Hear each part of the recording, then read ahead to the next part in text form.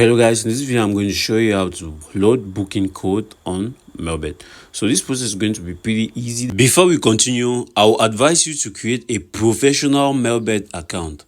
To do that, all you have to do is to click on register, click on full registration.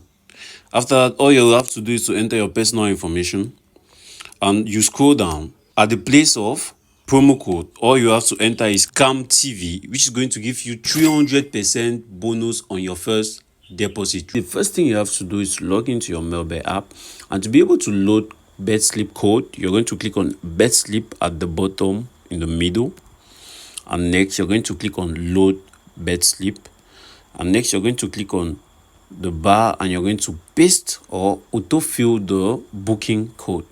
And if I click on paste, I will have loaded the booking code. Now to upload the booking code, all I have to do is to click on upload, and as you can see, the code has been uploaded. As you can see, the game which the booking code contains has been blocked already, but this is how booking codes or Betslip codes are uploaded.